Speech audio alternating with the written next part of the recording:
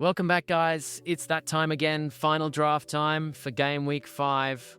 We're locked in, the decisions are made, and I can finally show you the team I'll be going into this week with.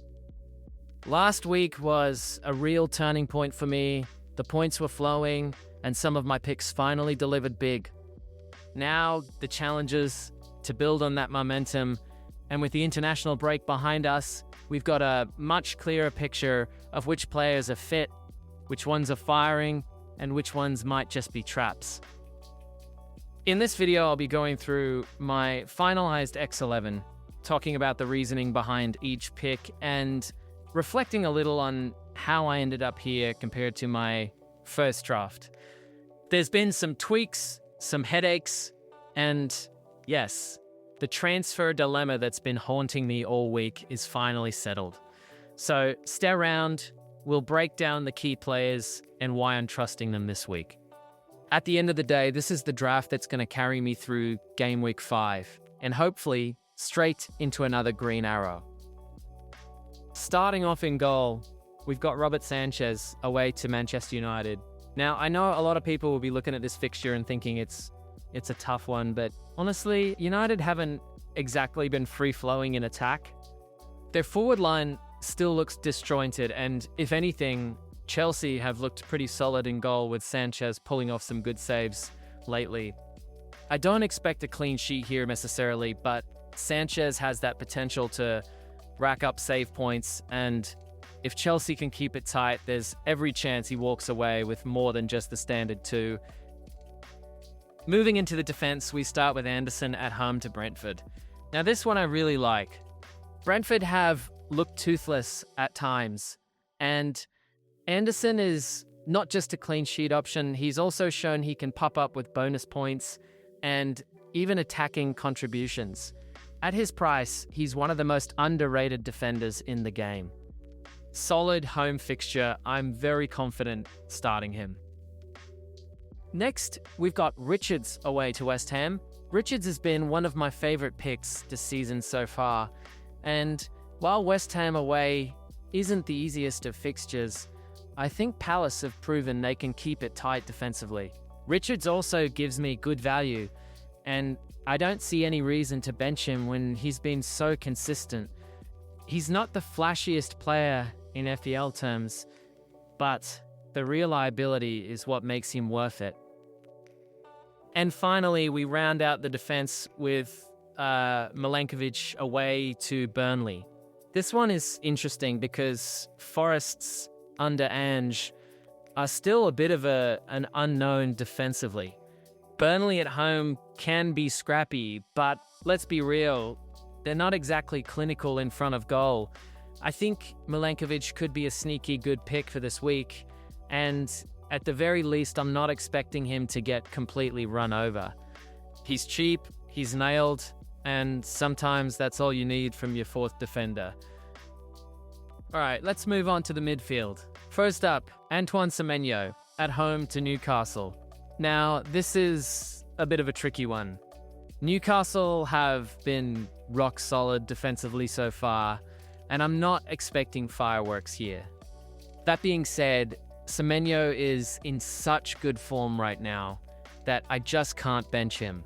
Even in tough fixtures, he's shown he can grab something out of nothing, whether it's a burst of pace, a bit of skill, or a scrappy finish. So yeah, expectations are tempered, but I'm not counting him out. Next up, Tijjani Reinders away at Arsenal. Again, not a fixture I'd normally look to target, but at his price point, he's a set and forget kind of player for me. You don't buy him expecting hauls every week, but as long as he's getting minutes in that City team, he's capable of ticking over with points here and there. Plus, Arsenal do give you chances if you're sharp enough to take them. Not expecting much, but he's not a problem either. Then we got Cody Gakpo at home to Everton. Now, this is one I really like, Merseyside derby, Anfield rocking, and Gakpo's been trusted with consistent minutes. Sure, his output hasn't been explosive just yet, but he's looked sharp, and against Everton at home, I think he's got a real chance to finally deliver that big return we've been waiting for. Next, Morgan Rogers away to Sunderland.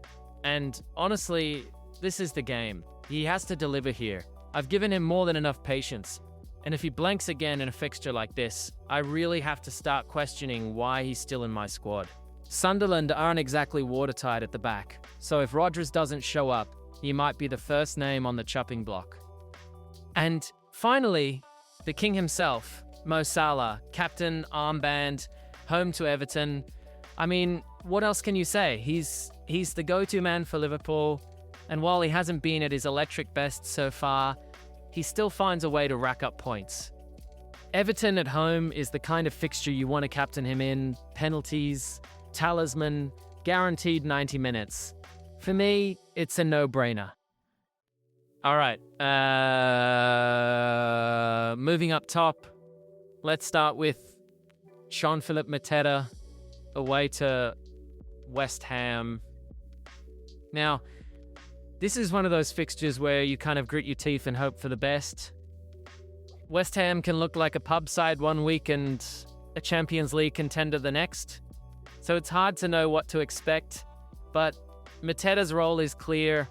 He's the focal point on penalties, and when Palace score, he's usually involved. He's a bulldozer of a striker, and this is exactly the kind of game where one scrappy goal in the box turns a miserable 2-pointer into an 8 or 9. So fingers crossed, Big JP turns up. And then we've got Ollie Watkins away to Sunderland. Now, I'll be honest, this is probably the last chance saloon for Ollie in my team. I've been patient. I've told myself the fixtures are good, the goals will come. But so far, it's been like waiting for a bus that never shows up. Sunderland away should be the perfect chance for him to put things right. He's nailed, he's got the pedigree, but if he blanks again here, I might have to start shopping around. It's been frustrating, but at 9.0 million, he really needs to justify the price tag. So yeah, it's a tale of two strikers, one scrappy bulldozer, and one underperforming premium. Hopefully, at least one of them can find the net, or else I'm going to be in for another painful weekend. All right, let's take a quick look at the bench. First up, Dubravka at home to Forest. Solid backup keeper, nothing more to say really. He's doing exactly what you want your second choice to do, sit there quietly, and hopefully never actually be needed. Forest have looked a bit up and down, so maybe he'll surprise me with points. But realistically, Sanchez is locked in as my starter. Then we've got Estev, also at home to Forest, another cheap defender who's basically there to pad out the squad. He's not a bad option for the price, especially if Burnley keep looking solid at home, but this week he just doesn't make the cut. If he gets me the odd clean sheet when called upon, I'll be more than happy. Next up, Cucurella away to United. Now this one stings a little bit. I really rate him as an FPL option when he's starting, but the rotation risk makes him frustrating. Away to United though, I'm not overly bothered about leaving him on the bench. Could easily be a game where Chelsea concede a couple, and I don't need another one-pointer haunting my team. Still, I'll be keeping an eye on whether he gets back into the 11 because he's too good to just be warming benches. And lastly, Mark, also away to United. Honestly, the guy is just dead weight at this point. If he doesn't start getting minutes soon, he's going to have to go. Bench fodder is fine, but only if they're actually playing. For now, he's rooted firmly to my bench, probably counting down the days until I transfer him out. So yeah, it's not the most exciting bench in the world, but that's not really what you want from your bench.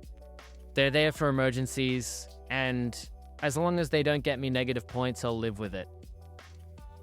And that's the draft locked in for Game Week 5. Honestly, I don't hate it. Defense looks solid, midfield has a nice balance, and up top, well, let's just say Watkins is officially drinking in the last chance saloon. One more blank and he might find himself replaced by literally anyone who can hit the target. Even Dave from accounting with his 5-a-side hat trick and his spreadsheet of XG. But jokes aside, I think the team's in decent shape. Couple of problem areas, sure, but no team is perfect at this stage of the season. What matters is having a plan, and maybe a little patience, which, as you've probably noticed, isn't exactly my strong suit.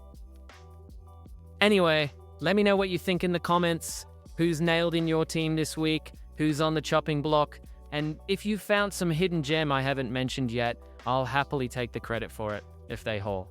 If you enjoyed the video, do me a favor, drop it a like, hit subscribe, and ring that little notification bell so you don't miss the next one. We'll keep grinding through this season together, the highs, the lows, and the inevitable red arrows. Thanks for watching, and good luck for Game Week 5. Catch you next time.